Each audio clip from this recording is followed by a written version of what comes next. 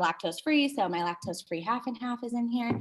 And I did my Peloton ride this morning, and then I did a yoga class, and Walt and I have been keeping each other accountable, and it's been super fun, and I've been getting to the office earlier, so I'm happy to be here with you guys. Way to set the standard for the call today, all right? And I saw you guys doing your push-ups yesterday. I love that. So the great stuff. I love that you guys are up early. So let's go over to Kyle. Kyle, what are you drinking on this morning, and what's going on in your world of real estate today? I got my green tea, you know, getting jacked up on it like always. Okay. Just super grateful, man. The team yesterday and the past day, I've been back past 2 days, you know, I've been kind of MIA for a little while, but everyone was just crazy supportive. They were all on my ass about it. Melody was calling me, trying to hunt me down. Yeah. But no, it's just awesome. I love being back here. It's super great, super supportive. I mean, I can't talk enough about it. I mean, Roxanne came in yesterday dropping all kinds of knowledge, shit that you would realistically have to pay for. Dude. But it's awesome being here. Great vibe. I mean, I don't ever want to leave. Dude, stop doing this. Stop being in. Is he on mute? Stop being out. Yeah, you're on mute, Doug. In, and I want you in 100% of the time. You're on mute, Elias. No, habla inglés. No, I'm not on mute. Can you hear me? I can hear you. Who can hear me? I can hear you. Okay.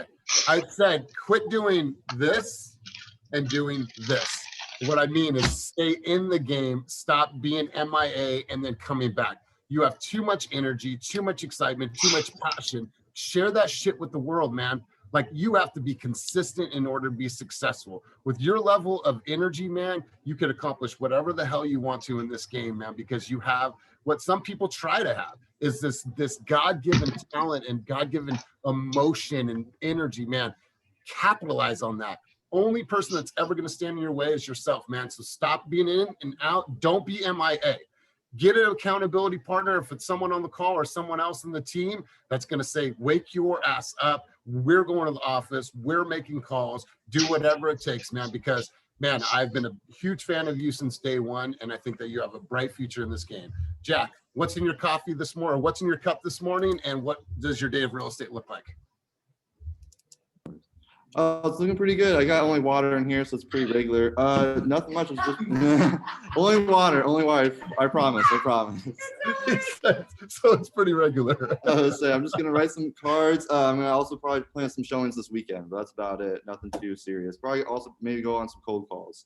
Okay. Because I think Pamela and Michael are trying to get us set up on that Red X stuff. Nice. Love that.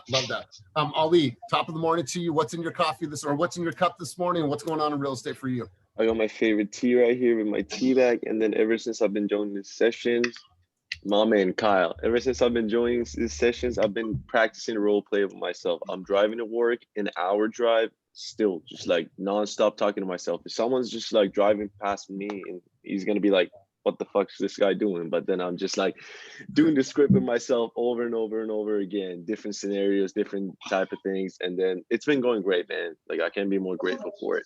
Dude, I love this. Absolutely. And he's not even licensed yet, still waiting on his test date. So I love it. Miss Jackie, what's in your cup this morning, and what are you grateful for? I have just medium roast Folgers with a little bit of vanilla creamer. And today I got on the schedule. I'm doing cold calling because Jack's my accountability partner. So we got something going on doing that. And working on setting up some showings for this weekend. Awesome. Good stuff. So I am never drinking nitro cold brew again. Okay. So we went and toured some offices, and we work with one of my business partners that I'm their business consultant. She is like 6 months pregnant. I had some, and by the end of our meeting, I'm driving out of there. I'm like, something's wrong with me. I'm just like jittery as all. She said, oh my God, it feels like an alien in my belly. She's like, I had one sip of that stuff and it woke the child up. And so she's like, I feel awful. Never again am I drinking nitro cold brew unless I'm going on a long run, because that shit jacked me up. Let's go over to Kevin. Kevin, what's in your cup this morning, and what does your day of real estate look like? Can you hear me okay? We can, brother. Okay, cool. I've got a smoothie, spinach, almond milk, almond butter, berries, protein powder. Nice. I swam this morning. I swim 3 days a week. And I've got 4 showings tomorrow. And so I just want to make sure everything's dialed in with those. And then I've got some callbacks I need to do today. So it's a good day. Good. Love it. I love it, man. Awesome. And I love the drink choice for the morning. Let's go over to Miss Martha. Martha, what's in your cup this morning, and what are you grateful for, and what's your day look like for real estate? Good morning, everyone. I have water in my cup. Martha, we're having a little hard time hearing you. Oh, I said good morning. Can you hear me? Yep, now we can. Okay. I just have water in my cup, and my day of real estate looks like some cold calling. And yeah, just some computer stuff, some Real Scout, all the good stuff. Awesome. Good stuff. Melinda, how about for you? What's in your cup this morning, and what does your day of real estate look like? Good morning. I have a double shot non-fat latte. I had a minor setback the past couple of days. I almost broke my finger. But Oh, you know what? Okay. I don't know if you guys follow Melinda. If you don't, give her a follow on Instagram. How did her finger was like this big, purple I blood saw coming. that. What happened? How did you do that on an elliptical? so I was so stubborn. It's been making this noise for about a week, a bad noise. So I'm like, let me pop the top off and let me see what's going on with the mechanism. So I'm rolling the mechanism and it got stuck between the metal bars. So it was already stuck and I'm like, I don't want to pull it out. So I had to do the wheel again. So it like got smashed twice. But it's ouch. not broken, so I'm good. D- But I'm so- thankful. Go ahead, I'm sorry. No, go ahead. Oh, I'm thankful to be able to give my children a good life. And today I'm actually going to head to the East Bay to find a new apartment so I can do that transition that we were talking about. Nice. Awesome. Well, if Yeah. you need any help, let us know. From a guy that has broken this knuckle, I don't know how many times, this finger, this one here. You can see like the lumps in my Yeah. fingers. I'm glad that you didn't break it. I mean, literally, that's back from like street fighting days. I don't street fight anymore. And so I've broken almost every single finger on my hand. So You that's totally another hit your story for another time. Let's go to Miss Pamela. Pamela, what's in your cup this morning, and what's going on in your day of real estate? I'm like jumping in. I was like not paying attention. So he just told what's going on in real estate. Oh, we're going tomorrow. I'm doing photos for my new listing coming up on 227 Borghetto. Just in Where's case it at? anybody. It's in Where's- Sobrani Park. Okay. 3-bedroom, 2 bath. Okay. Listed at 540. 540. Yes. Sweet. Love that. Awesome. Good stuff. Juanita, how about for you? What is in your cup this morning, and what's going on in your day of real estate?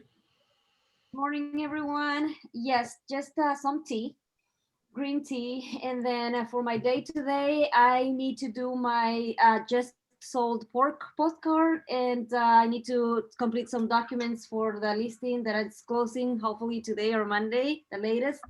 Super happy for that. And some cold calls today and getting ready for the showings tomorrow. I'm super excited about that. Yeah, so I'm going to tell you a dark story really quick because I think it's worth sharing. It's weird though, but I figured I would share it. So Juanita's helping us out. We're going to be in Tahoe for Saturday and Sunday and Monday. And I'm setting up the showings for Saturday and setting up all the tours, doing the CMA buyer tour. And I'm calling the listing agent just to set up the time. Well, he says, are you familiar that there was a death in the property? I'm like, yeah, I saw that. He's like, it was pretty gruesome.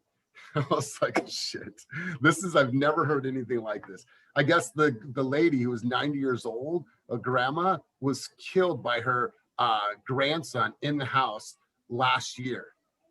And so it goes a layer deeper. There was some cannibal stuff going on. He was like eating his grandmother in the house. And so my buyer, Melody. Stop. I can't. swear- I can't. It was so strange. And then I asked my buyer, I'm like, so based on this information, did you want to go and see the house? They're like, no, we have a baby coming. We don't want to be a part of that energy. And then Juanita's like, do I have to show the spooky house? I'm like, you don't have to show the spooky house.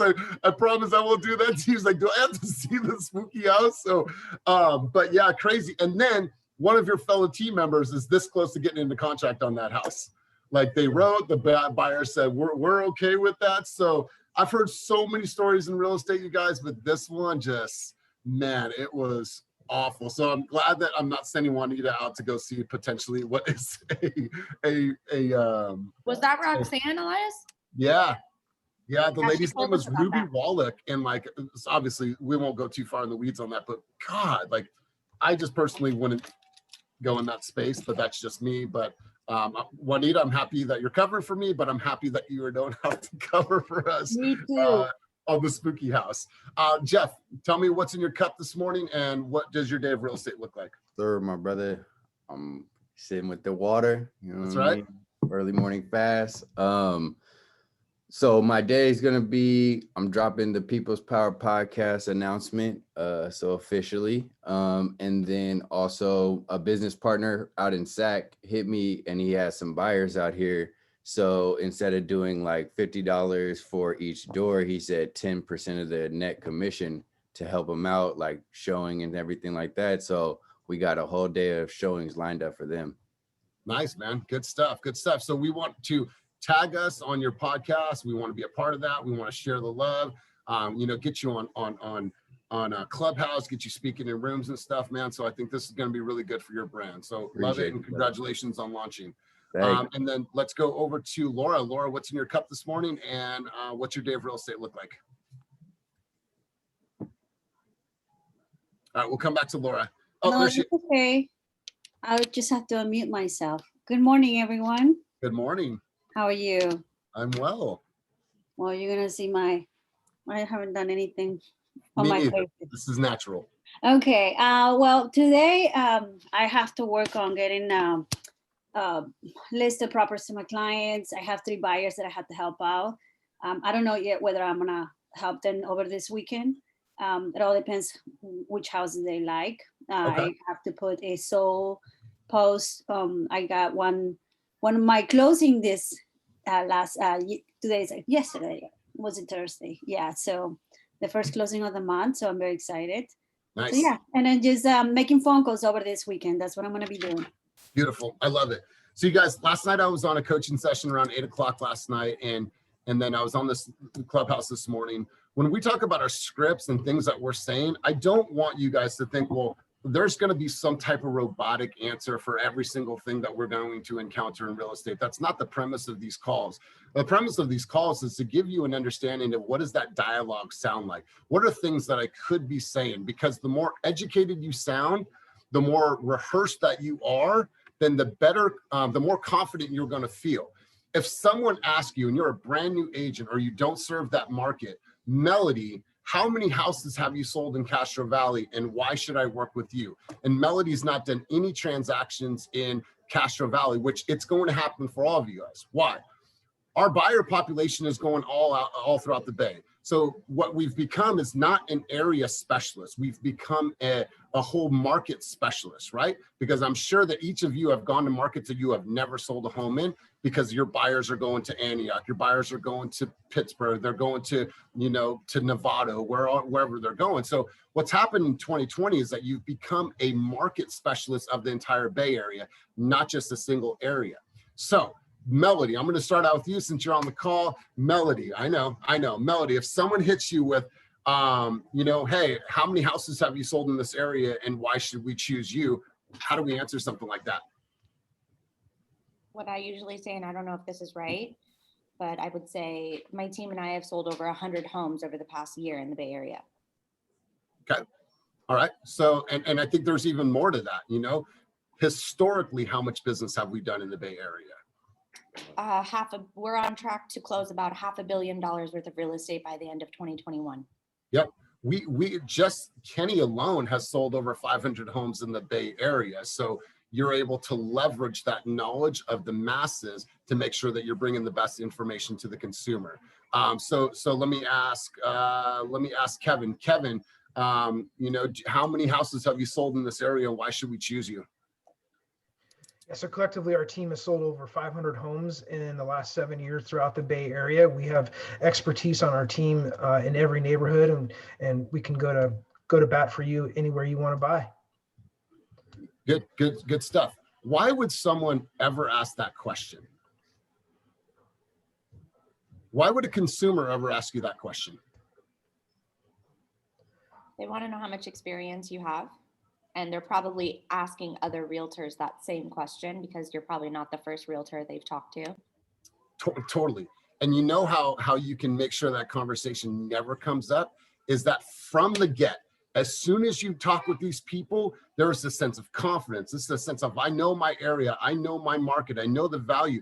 That you have hit them with so much confidence from the onset, starting from the conversations, the questions they ask, the rebuttals, that there's never a thought of like, wow, well, Jeff doesn't sound educated. He doesn't sound like an area specialist, right? If you come into the room, into a situation with a client, and then that's the type of aura that you exude because you know what to say, you know when to say it, and you know how to say it, those things generally will not come up. You guys, I haven't been, I've been in my leadership role for many years. Obviously, I'm doing transactions as well.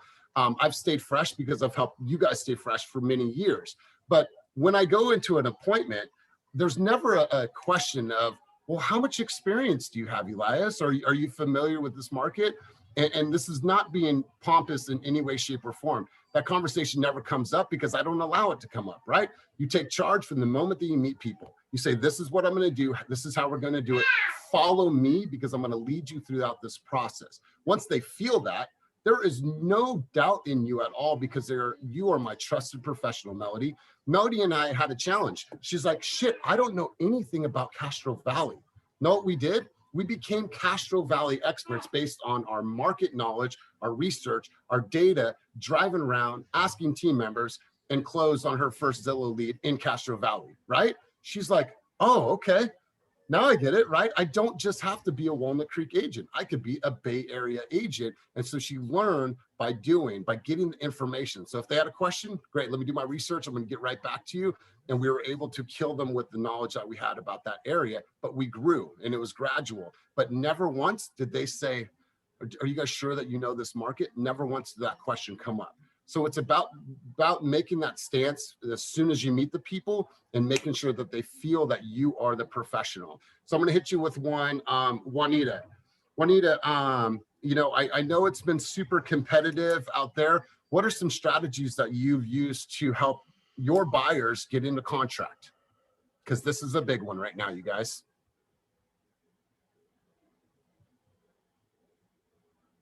Okay. I'll go over to, I'm going to go over to Jack.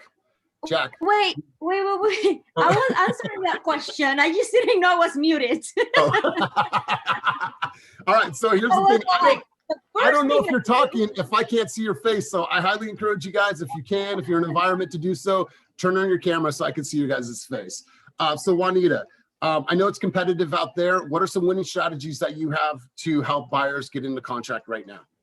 Well, the first thing I do is that they tell me I like this house in this area. I want to put an offer on it. So we run the comps and then we see how much the homes are selling for. And then we think about how competitive the market is. We call the listing agent. We find out sometimes they do share, sometimes they don't. But if they don't, we're lucky. So I call the listing agent. I find out if they have any offers on the table. I try to get a number. What range is that? If they have any offers, what is the range? What price? And what price do I need to be more competitive?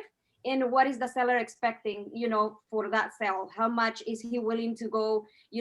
Sometimes for my listing, I have people calling me, will the seller accept and below asking price offer? Those things. So that's what I do. Cool. I don't know awesome. if that's good enough. Awesome. Love that. Jackie boy, what are some ways I'm a client and I say, hey, Jack, I know it's a competitive market. I know it's going to be really, really competitive out there. What are some things that you do to help your clients win in this competitive market? Well, kind of going off of what Juanita said, I would go over the comps. I would see what has been selling for what had things. No. Talk to me as if I'm the client, bro. Okay, I'm asking you a direct question as a consumer. Talk to me as if I was the client. Well, I'm going to do everything in my power, Elias, then to get that deal done. I'm going to call the listing agent and ask what do we need to do to get this offer accepted, and what can we do to get it in contract? Because this is my buyer's dream home. Good. Love that. Melody, same question to you. Oh, wait, can you repeat the question? So how are you, because we know it's competitive, our friends just bought a house in Walnut Creek. How are you helping your clients get their offer accepted? Because we know it's really challenging out there. Absolutely. That's actually a really good question. So one of the things that my buyers and I do when we're getting ready to write an offer on a home is we sit down and we first of all go over all the reports and disclosures, but also I create a close relationship with the listing agent and I keep close tabs on them, and I'm asking them up until the day that we submit our offer, how many offers they're accepting or how many offers they've received. At that point, it's our opportunity to sit there and decide how competitive we want to be. And I just want you to know, Mr. and Mrs. Seller, that I am very competitive with my offers because this is a competitive market. So at the end of the day, I will move as fast or as slow as you want me to, but I'm here to help you get this home if that's what you want to do. And then I basically just zoom it, and then let's remove contingencies, like what's good, shorten timelines, like let's get it. Oh, look at you removing contingencies, submitting non-contingent offers. I remember when Melanie and I first started working here, she's like, wait, you guys are doing non-contingent offers? I'm like, yeah, that's the norm, right? But this swag, like I've just seen Melanie in the last few months. She's always had it, but like I've just seen this like new level of swag over the last few months. Here's the thing, you guys, and I want you to think about this word. It's all about strategy, right? To win an offer right now, it is all about strategy. It's about reviewing your disclosures and reviewing your comps so you can decide what. Can we waive our inspection contingency? Do we feel comfortable about removing the appraisal contingency? And if so, do they have any money in reserves to cover a potential shortfall? Are you having those conversations? Have you communicated with their lender to see what their debt to income ratio is? And if they're below that 40%, are they a great buyer that they can move forward and there's no challenges and there's no problem with the lender vetting your client? Are these things that you're having conversations about? You have to let your client know that it's all about the strategy. We're submitting an offer right now. My client has never gone over 950,000. They just told us this morning, 8 o'clock call, they want to go to 980,000 with no contingencies at all because of the data that we provide them on the comps and the summary we did on the disclosures for them to feel comfortable with moving forward. So you guys, the idea is this is all going to be about strategy and partnering. I love what Melody said because we have to make sure that we put them in the best position to win. I and anybody else that's ever been in this business for a while in the Bay Area have never seen anything like this, ever. And what's happening is that people are playing catch up with comps. Give you an example. We wrote on a house that was 899,000. That house just recorded. We went in at 1.125 or 1.125. That house just recorded at $1.5 million. Oh. 899 to $1.5 million. It's on Guido Street, okay, in Oakland. So what happens now when the same group of people want to purchase a house in 60 days from now in that community for the same square footage? What happens to those clients? Thoughts, questions? A new price point. Right. So it's raising the bar. So it's like we're chasing and we're chasing and we're chasing. So you have to dig in and do your research and strategy. Go ahead, Mel. Oh, I didn't have my hand up. I was just saying I was telling Jack that this is really good. I said Elias is really good at this because this is something that he touched on with our past Castro Valley clients that I have never even heard of and I've never touched on, but just hearing you say it was just like, wow, that's super accurate. And that's exactly what's happening to the market. And I mean, I just didn't think about it that way. So when you explain it to them that way, they go, oh shit, you're right. Because when you did explain it to the clients, they were totally fine with removing all the contingencies and going over ask. And they just got it so much more clearly when you told it to them that way. You guys, I told a client the other day, your expectations are unrealistic. I love you guys, but your expectations are unrealistic. We don't have a shot in heck to get their offer accepted at that price. They're like, we thank you so much, Elias, for helping us stay realistic. These are the type of, and why is this in the category of script role play? Because these are things that you guys have to practice and be able to know. A client's going to come to you and say, how do we get our offer accepted? What if we offer this amount? An experienced agent's going to be like, yeah, let's write that up, right? Let's shoot our shot. An experienced agent is going to say, you know what? let's strategize, let's dig, let's get all this information. Now, once I have all this information, I'm going to dump it out on the table. We're going to sift through it, and we're going to figure out what is the best strategy. What is the best strategy for your clients? So let's go over to Miss Pamela. Pamela, someone asked you that same question. We've had some thought tracks around this. What are you saying based on all of your years of experience in this business? Well, before I answer, one thing I do is when I meet a buyer, I do a buyer consultation.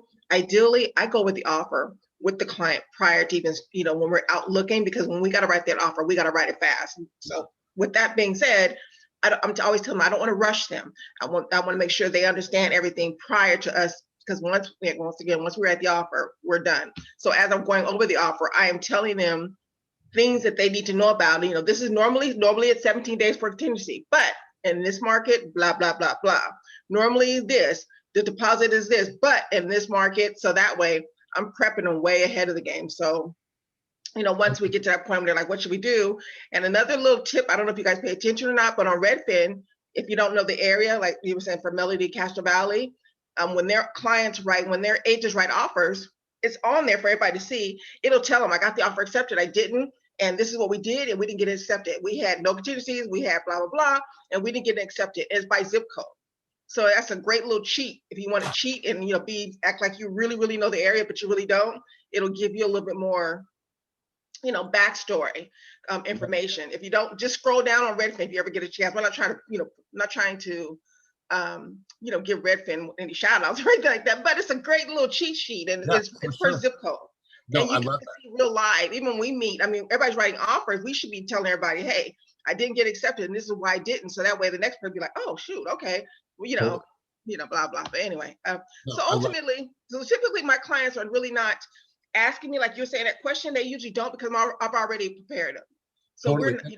so I love that. And go ahead, Melody. This is such good stuff. So like my wheels are turning right now, because I'm just thinking to myself, it's not a perfect formula every single time. I've definitely had buyers that I have struggled with, like a buyer that ended up just being priced out of the market after writing 15 offers in Concord and Clayton and not getting any of them accepted. And there's no perfect formula to this. We can try to make them understand, and you can explain it like Elias or 10 times better than Elias, but there's always going to be that like 1% of buyers or sellers that are super, super unrealistic. And it's either going to take them a couple of offers to get burned and to understand that you're not just trying to upsell them on something, even though it's a hard pill for most people to swallow, to go 25 grand over list price.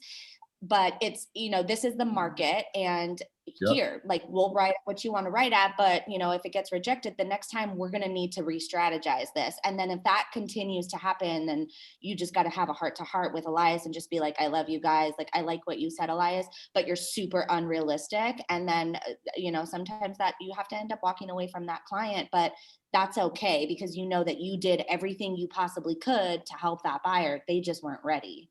Totally. So. And you guys, I tell people that they're unrealistic, and I'm not dickish about it. I'm like, this is what is happening in our market. And you guys, especially if you have people that have moved here from any other state outside of California. And I'm sure we've dealt with that before. And I'm sure Jackie has dealt with that before, and experienced agents on the team. Well, yeah, when in Michigan, we purchased some homes. Well, listen, we're in a microclimate. This ecosystem is different than any other climate in the entire country. The only one that's similar would be Los Angeles and the Hollywood market. This market is crazy. So 2 things, you guys, and I say this all the time. You have to be a leader from the onset.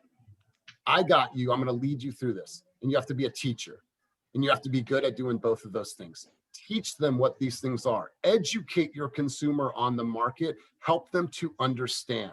And I like what Pamela said. You guys, how many people, and please be honest, have a not as scripted, but have a formatted buyer's presentation right now that they could hop on Zoom and execute like that with their eyes closed? If you guys do not, this is the world that we live in. I don't know if this is going to change, but I'll tell you what, I don't think that I would ever do a buyer's presentation, or at least I'm never going to get away from doing buyer presentations via Zoom. You guys need to have a buyer's presentation scripted out that you know how to run through it.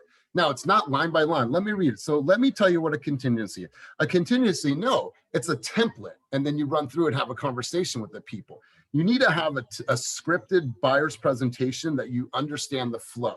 Then once you get people that want to write an offer, you need to have a presentation and a format to your comp review and your disclosure review.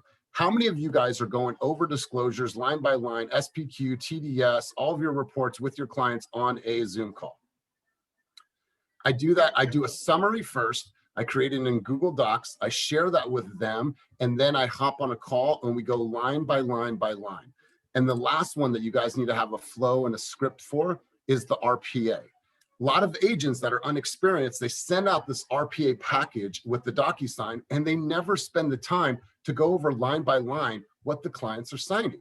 It's like, how can I expect them to know and be educated if I'm not sharing that with them? These are things that you guys can have as in your script portfolio to make sure that you're delivering it at the highest level. Go ahead, Melody. So I'm wondering, that's a good point. I'm not really confident in going over disclosures and inspection reports with my clients just because, not because I don't want to, it's just because I don't really know what to look for and I'm not really rehearsed on the things to point out. So I'm just not confident in going over it with them. So I just kind of like send it to them and I'm like, if you have any questions, let me know. But I'm wondering if maybe you can teach a class on this one day and like kind of show us like an outline of just standard things to look for and go over. I know we did this together, but I watched you do it mostly on the Zoom and you just did it with the client, but. Yeah, I'd love to. So I just recorded one the other day. Bro's weird. Sorry. The middle of it, like all.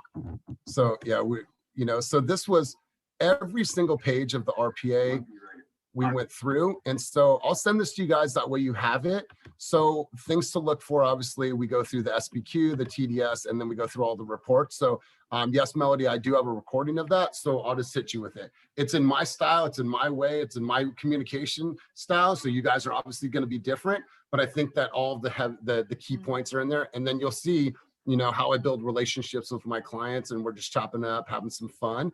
And so I'll share that with everybody. That way you guys have that. So point being is that have a present. Go ahead, Pamela. Say something. Yeah. I say something really fast. Yeah, please. Melody, if we represent the buyer and you get inspection reports, you can have the inspector come back out and explain it to your to your buyer. Are you talking about before you write the offer or while you're in contract? Well, I'm saying like if I was to write an offer and we're in contract and we have to go over disclosures before we send them back to the seller signed, then, going over that's a tedious process for any agent to go through. But the way Elias does it is like, it makes it fun. It makes it kind of easy for them to understand. And he like just rolls through it so fast that I haven't really seen another agent do it like that. And that was learned. And I like what you're saying, Pamela, about the re-inspection, but what if we're at crunch time? What if they want to go see a house tomorrow? Offers are due at 3:00 on Monday. They're leaning to us to say, what the heck is in these reports? So I love that it and you go that to that extent. That's why you've been so successful. But sometimes they're leaning on us. And you guys, I'm going to be completely transparent with you. I fucking hate looking at disclosures. I hate it. Give me like the people part of it. Give me the negotiation part of it, that part of it. I fucking hate. Last night, HOA docs. Yeah, Jen's like, hey babe, can you do the disclosure review? I'm like, oh, yes, I can. You got it, no problem. Right? But I'm like, but I have a template. What's the sewer lateral? What's your pest? What is your sidewalk ordinance? What is the action items that they need to be aware of? And then we go through all of that on the call with them, you guys. So I'll share that with everybody. So, just a couple more things before we wrap up. I want to introduce Miles. Miles is here as a guest of Jeff and as well as the Spivey team. Him and I have a meeting, but I figured he'd just hop in. So Miles, what's happening, bud? How are you? Hi, everybody. Appreciate you guys. Yeah, thanks for being here, man. So kind of giving you a sneak peek of some of the things that we do behind the scenes. So I want to ask a question. We're gonna switch it up, but before I do so, I want you guys to have thought tracks and presentations for all the segments. Buyer's presentation. comp review, disclosure review, and know how to go through the RPA. Those things all fall under the category of scripting. Because if a client asks me, well, what does this mean on the RPA? And if you haven't read it and you don't understand it, how the heck am I going to speak about it intelligently, right? There's tons of documents or tons of pages on the RPA. How do I summarize that to a client, right? How do I make this make sense? To go through liquidation and arbitration, what does all this mean? And what are all these terms? And where's my inspection contingency? Where's my loan? How the hell is a client going to understand that? It's your responsibility to share that with them, educate the client, and walk them through. Because if it's not this offer that they get accepted, it's going to be another one. Do you want a snack? Go ahead. You can snack. Go ahead. It's going to be another one. So they're going to feel like they're so much more educated because of you. But I want to ask a quick question for Kyle. I'm going to throw a wrench in this whole meeting right now. Kyle, how's the market, bro? That's a great question, Elias. It depends. Where are you looking? I'm looking in Walnut Creek in the Broadway Plaza area. Broadway Plaza area. Well, the market's pretty busy, as you can tell. There's a ton of buyers in the market and not a lot of sellers out there right now. It's pretty competitive.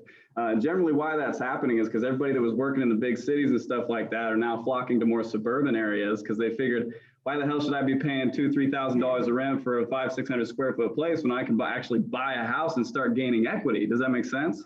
Totally. Yeah. So then I want you to tie that in back to you.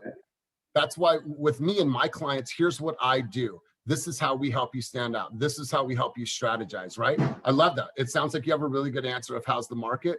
Tie that shit back to you, man, and let them know this is how I help my clients win, man. So that's a really, really good answer. DeAndre, same thing for you, my man. How's the market? Do you want me to open that for you? Come here. Okay, come here. DeAndre, are you there? All right, so let's go over to Miss Jackie. I want to hear this because Jackie's got it. I say hi. There's Auntie Melody. There's Uncle Kyle. There's Uncle Jeff. Say hi to everyone. Jackie, how's the market? So you're looking to buy. Yeah. So thank you for that. Let's qualify the question. How's the market, Jackie? Sure. Well, that's great, Elias. So we're looking to buy. Is it Walnut Creek that you're interested in, or are you considering other areas? Danville. Well, hey, the market is very different right now due to the COVID environment. Not that much inventory, and because of rates, there are a lot of buyers, right? So it can be competitive. I think things that we need to work on to ensure that you get the house is, besides price, it's your strategy on how we write our offer, terms and condition, and our lender partner, or the choice of our lender partner, is really, really important. Good. Love that stuff. Love it. Love it. One more on this. So let's go with Jackie Boy. Jackie Boy, how's the market right now? He loves when I call him. All right. Sorry. We're like going back and forth here between three. Okay. So the market right now, well, let me ask you, are you buyer or seller? Oh, I'm actually thinking thinking of buying? Okay, cool. Well, I will be honest with you, Elias. Selling. Oh, selling. Okay. Well, Elias, it's an awesome time to sell. Honestly, there's so many buyers, but not a lot of sellers. So it's a low inventory right now. So we can get the max property for your max amount for your property. Okay. All right. That's an offer to you. Yeah. Okay. All right. So let's go over to Jeff. You called me. I'm a seller, and I tell you, I think I want to wait until next year to sell my house. Elias, I completely understand. Now, have you ever thought about if I can get you within the next 30 days over asking price, would that be something that would interest you?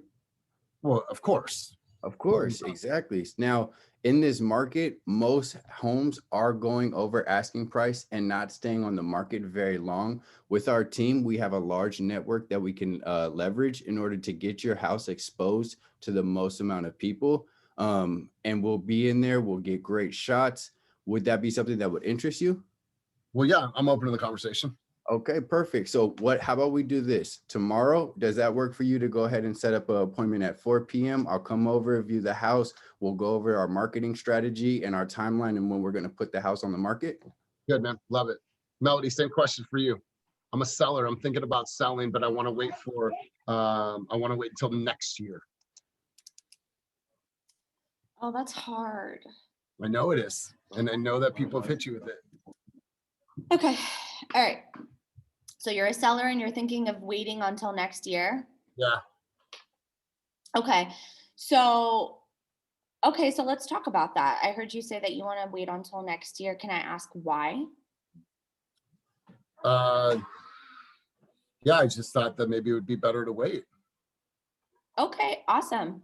So what was your motivation to sell? Did you have to be out of your house at a certain time? Are you really relocating for a job? Did you just want to be in a different Question. We've area? actually thought about moving to Texas. Okay, awesome. Do you have some family out there? Yeah, and I can move out with my company to Austin. Okay, awesome. So you'd like to be in Austin to kind of be closer to family and be closer to your job. Is that what? Yeah, that what yeah, I'm hearing? yeah, that makes sense. Okay, awesome. So here's what I'm, willing to do. I would love to, even if you're not ready to list right now, I'd love to just get together with you for about 15 minutes so that we could put a face to the name. I'd love to come by, just walk through your property and take note of any upgrades that you've done. And then that way I can just give you a general value of your home right now in its current condition. And then, it's totally up to you if you wanted to wait until later. But I think right now, at least that'll be really good information for you to know, because we don't really know what the market is going to do next year. We know homes are going for multiple offers right now. So I would hate for you to miss out on that. Does that make sense? Totally. I love this, you guys. Mr. Seller, I love that you're considering selling your house. And I love this first question, why? I think that question is, why would you want to wait? Mr. Seller, my advice to you as a professional in this business is take advantage of the lack of demand, take advantage of supply and demand right now and take advantage of perceived value. And what I mean by that is we're dealing with two different types of values right now. There's the actual market value of what a home will appraise for. And then you have all these people that are moving eastward because of coronavirus that are driving prices through the roof. We're seeing houses anywhere from 1 to 35, 40% in some markets over asking price. So if I was able to share with you a strategy that can give you the highest amount of money in return for your house in the shortest amount of time with the best marketing, would you be open to a conversation with me? Way to show me up, Elias. Damn. I'm just saying, like, that's like confidently, and you guys all have this in you, okay? That is just something that would just roll off, because is that not what we're dealing with right now? Perceived value. People are going in and be like, I'll pay 1.5 because I want to live in this beautiful community, and fuck actual value. Now the perceived value sets the standard for what the market value has become. So take advantage of the perceived value versus market value and take advantage of the supply and demand issue that we're having right now.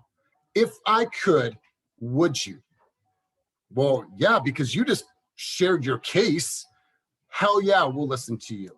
That's the type of approach. So I'm not saying like everything has to be, hi, maintain a rhythm, do what matters first, fill in the gaps, and quick wins, postpone, delegate, and choose to pass. My intentional year calendar, right? It's like, I don't want you to sound like that. I want you to seem so educated and so concise and confident because you've practiced this shit. We've come together in these environments to practice, to role play, to script rehearse. That way, when you have these situations, you're like, okay, I have an answer for that. And I'm not having an answer just to have an answer, right? As salespeople, sometimes we try to think ahead. Okay, I'm gonna have something to say when they say that next. Watch. And you're not thinking and focusing intently. You're thinking about, what am I going to say? Let it come to you, process it, and then hit them with something that is real. And it's something that you have gone over time and time and time again. Does that make sense? Okay, good, you guys, love it. So listen, I want to give you guys a challenge. The challenge is, I want to see if this group, by the end of the day today, can make 300 calls. Leadplan, Spivey leads, wherever those leads are coming from. 300. Jacqueline, Once What did you say to him, Jacqueline? I didn't. I don't. He just that came.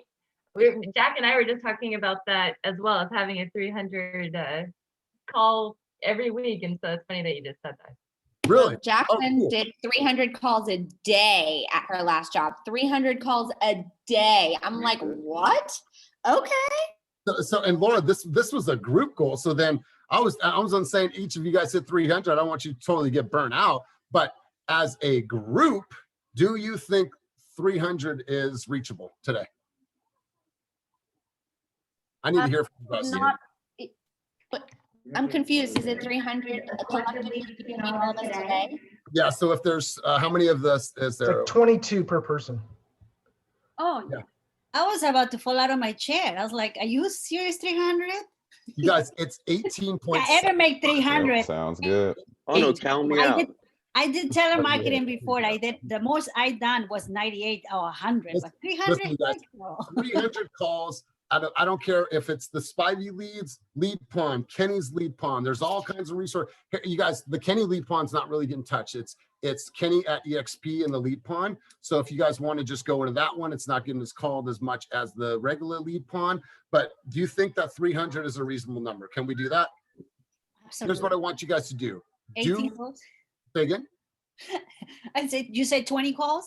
Yes, let's just round it up, 20 calls, right? So this could be calls, texts, or personal videos, right? Hey, Tom, just want to follow up with you. I know that you've been searching on Zillow for the last couple of weeks. Just want to put a face to the name. My name's Melody. Want to reach out to you and say hello. Let me know if you have any questions. Just want to make sure you know I'm a real person. Looking forward to connecting with you about your search. Fuck, that's a prospecting call, right? But you have to think about it. I don't know if all of us are doing this at a high enough level, right? People want to see your face. Everyone is on Instagram and everyone is on social, right? When you're in the traffic, when you're on the shitter, when you're in an elevator, when you're crossing the street, when you're sitting at the doctor's office, everyone is watching video. Nobody is reading emails. Okay, save the emails for your email blast campaign that you do once a month through MailChimp, and save your emails for the details of a transaction, because obviously that's important and you need that. But my advice to you is switch the game up. It doesn't have to be like, hi, it's like you're going to get burnt out. Switch it up, send some videos, send some cool text messages. Oh my God, text message with the exclamation point. Who is this? Oh, sorry, Tom. Listen, just want to tell you, oh my God, this real estate market is hot, right? Like get them to engage with you, whatever that looks like. So if you guys can, do this for me today, do this for yourself, and then shoot me a message at the end of the day in Slack, DM me and just say, here's what I did for the day. And that way we can always come together and start sharing our wins, sharing what we accomplish. And hey, if you guys do 50 on your own, then cool, more power to you, more power to everyone that's in your network, because that means that you're just going to get more contacts. So is everybody down for that? So what's the metric here? Like you actually have to have a conversation, or can you leave a voicemail and that still counts? Listen, if that does count. Ideally, I'd like to see 3 conversations a day from everybody, and to be an average of 60 conversations every single month. That gives you 720 contacts or conversations every single year. That's a C-. Everyone should be doing that. That's a C-, right? That's barely scraping the surface of what you guys are all capable of. So whatever way you want to gauge it, how many text messages, how many videos, how many phone calls, how many voicemails I met, as long as you hit your 20, just do that, because it just helps you guys get into that rhythm. All right. So key takeaways from today's session. We're going to go around the room. We're going to go Melody first. What were some of your key takeaways from today's session? You love that I put you. Well, Melody's like our public speaker of the team. So I love to. She talks so well. I don't know why she worries so much. Oh, because it's making me blush. My face gets all hot. Stop, don't make me blush. Okay, so this was the first day that I officially attended this morning role play, so thank you for having me. I think that it was really good for my mindset. There was a couple of key nuggets that I took away from things that you said, Elias, and I mean, I say this all the time. I've said this on Clubhouse and on my podcast. Like anytime I'm in the same room with Elias, I just shut up and take notes. And honestly, like I really appreciate you doing this for us. I think everyone should be on this call, honestly, and everyone has the opportunity to learn and grow and to adapt and to get better in their business and to get better in their conversations. I know I do. I don't think I'm that great. So yeah, this has been really fun. Thanks, you guys. No, I've seen Melody. I mean, and thank you, Melody. I'm really humbled by the things that you say. You're very complimentary, but it's like she's showed up in a big way in the last couple months, and her production has grown. I think for Melody, she's showing up and she's trying new things, right?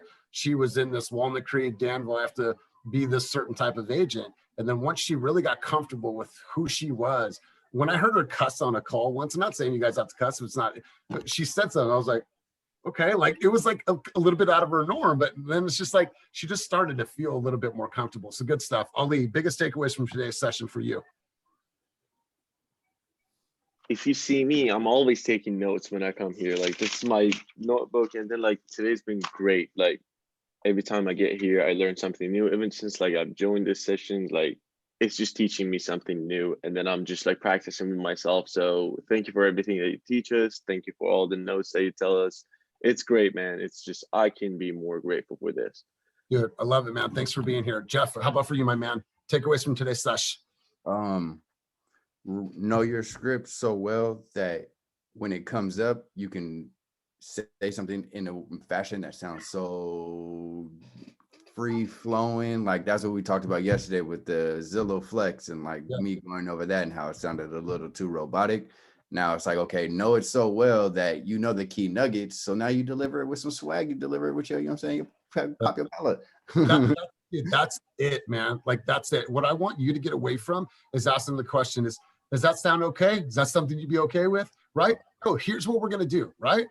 I got you, bro. This is what's going to happen. Right? So get away from those subservient conversations of, is that okay? Is that all right with you? Shall we proceed? Right? This is what we're going to do. This is how we're going to do it. I'll see you guys back here tomorrow at 8:30 on Monday. Like that, you just set the tone, bro. Have you ever wrote rhymes? Have you ever wrote poetry? Nah. Never wrote anything? I mean, every now and again when I was younger, I'm more of a drawer. I draw. Okay. So whoever you are when you're drawing, that free spirit, the ability to create, be that same person with your words. Yeah. That same exact person with your words. Gotcha. All right? Kevin, how about for you? Takeaways from today's session. It's along those lines, be a leader, be a teacher. I was watching, there's this new podcast by the Broke Agent. It's called Over Ask Podcast. And they had Jordan Cohen on there as his first podcast. Jordan Cohen's like this, LA mega real estate agent, but what he was saying was like when he first got out 30 years ago, when he started in the industry, like he just repeated his listing presentation over and over and over and over, and it's made him who he is to this day, and he just knows it like the back of his hand. So that's the guy's name again? Jordan Cohen, Cohen. Yeah. Love it, my man. Thank you for dropping those gems. Jackie boy, how about for you, my man? Biggest takeaways from today's session. All right, I'm sorry. Melody and Kyle were talking. The session I got out of today was, I think Melody put it well, the way you phrase things and stuff, that I took it to a lot to account of like how you say it. And so that was the biggest like stepping stone for me today. I'm not from this industry, right? I come from a different industry. I came to this industry, it's 7 years now, or 6.5 years ago. So it's learned. Like before this year, I had never had a partner. I have a business partner in Jen. We had never done the buyer's presentation via Zoom, right? That thing didn't exist. Now it's like, I can close my eyes and be like, okay, contingencies, how do we explain it? So it's like, just practice, man. We practice. We'll practice, her and I'll give her a nudge on her knee when we're doing the presentation. She'll know that's her cue. I'll know my cue. So it's like, just practice through that, man. You guys are in the office, have some sessions where you come together, like, all right, let's go over contingencies, explaining that to a buyer, because that's an area where I feel like I always fumble a little bit, right? So good stuff, Jack. Thanks for being here. Thanks for always showing up. Kyle, takeaways from today's session. Bingo. Biggest takeaway for me today is just to not cut myself off and just keep going on. Like earlier when I was talking about people coming in from other places, but yeah, you guys are killing me. But just not cut myself off and continuing on my thoughts of, where the market's going or when someone has a question or something like that. And then also just to be more scripted with walking through documents and disclosures and things like that, and really knowing what to look for, rolling through the RPA with somebody, and really just knowing it backwards and forwards. Love it, man. And the word, and you guys, I want you to help keep him accountable. All about consistency for you, bro. Like, people love your energy. And if people tell you that your energy is contagious, that is the best fucking compliment people will ever give you. Don't let that go away. Give that to the people, man. Like, you have mad communication skills. You're great on the phone. People like being around you, bro. Just keep your head in the game. Jackie, what are the biggest takeaways for you today? I liked your little quote, actual versus perceived value. I thought that was, when you said actual versus perceived value, I liked that. I think that totally like sums up what's happening with today's market. So I like that little catchphrase there. Cool. You know what? And it's real. Like, the Guido just blew my mind. Like, our client sent us the screenshot of Guido, and I was like so baffled. And like, we've been going through this with our clients. Finally, they told us the highest they've been, our client, is 925. They came to us and said, you know what? We're going to go 980 today, non-contingent. We're going all in, push all of our chips to the center of the table. And I'm like, damn. They're like, thank you guys for just staying in there with us, because yeah, we're dealing with that perceived value in action. So good stuff. Miles, being a guest, bro, and just kind of entering into this game, what were some of your takeaways from today's sesh? Some of my takeaways from this session would definitely be just going over the scripts in general. And then I like how you guys break down the disclosures or, offers. I've done that before in the past if clients have asked me to, but now I think I should just do that on the regular, get used to that. And I like the text message idea and the video introductions as well. I want to do more of that. Yeah, dude, that's good stuff, man. Because you know what? Someone might see Jeff and be like, damn, dude, I like his hair. He's somebody that I could hang out with. Like, right? I like his voice. I like the way he looks. Like, you know what? It's put yourself out there, right? People say this all the time. Well, I don't do good on video. I don't like the way I sound. Get over yourself. People are going to see you anyways, right? They're going to see what you look like, hear your voice in person. So get over yourself, get over your fears, and just do it. Pamela, how about for you? Takeaways from today's sesh. What I got out was, I feel like old school is okay because I like to do explain stuff and blah, blah, blah, and I always think, okay, fast, okay, these people, or maybe they don't want me to explain. Should I rush it through, And so now I kind of feel like, hey, it is okay. I'm trying to transition over to a younger type style, but regardless to what age you are, being very thorough on disclosures or contracts or whatever, that's part you can't go fast. You have to take that time, and it'll say, it'll keep you out of court, so that's what I got out of it. That is that's okay. Right. Good stuff, Pamela. You're absolutely right. And how about for you, Michael? Takeaways from today's sesh. My answer will kind of feed off of what Jacqueline and Jeff had said. So the actual versus perceived value, I thought that was very powerful. And then just kind of touching on the end with Jeff, proper preparation prevents poor performance. So going into it, if you're prepared, the likelihood of your success, is just better. So I love that. You guys should, and I'm not saying it needs to be a canned response, but you guys need to have a dialogue for every single part of this presentation. Working with buyers, working with sellers. You got an investor question. You should have your tool belt with all the tools. I might not use my Allen wrench every single day, but it's there and I know how to use that, right? So that's when practice comes. Hey, I got a part of my presentation that I always feel their eyes get glazed over and I lose them. How can I get better with that? Hey, Jack, let's go over this. Let's practice. So good stuff. I love that. Let's go over to Laura. Laura, takeaways from today's sesh. Well, this is really good for me. I mean, I'm back now to do this full time, so I know the information I can take and all the experience of you guys. I'm coming from the lending industry, so it's way different for me. So, but I could just keep the experience and apply to that. But this is really good. So thank you. I'm thinking it all in. So you will see when the time comes. That's right. That's right. And you know what? We love your glasses. I think those are dope. Those are really cool. Make me look cool, huh? No, I love them. I think, hey, wait a second. Is that the same one? No, hers are a little larger. Maybe the frames are I the don't same. want them to see my Hers are- face. Hers are like this big. Over and Hers are like this big. Yeah. Good stuff. Melinda, how about for you? Takeaways from today's session. Good morning. I agree with Melody. You just flow with it. You just know what you're talking about. You're so confident. So basically for me, knowing your area, knowing your buyer's consultation so you can go over it, so you can be confident, so you can educate your consumers. So definitely studying your buyers and sellers consultation. Totally. You guys, this preparation mindset comes from days of me being a public speaker. I would literally go into a room where I would speak and I would get there earlier than everyone. And I would lay out all of my scripts and my key talking points on the ground on pieces of paper. I'd put my big monitor on. I had a little clicker that would click through all my slides and I would run through it to an empty room. I would have dialogue with an empty room. So when I actually had someone in front of me, I'm not playing a gamble with $20,000. I know when I have $20,000 in front of me, I'm giving my best presentation no matter what. So good stuff, Martha. Juanita, how about for you? Biggest takeaways from today's sesh?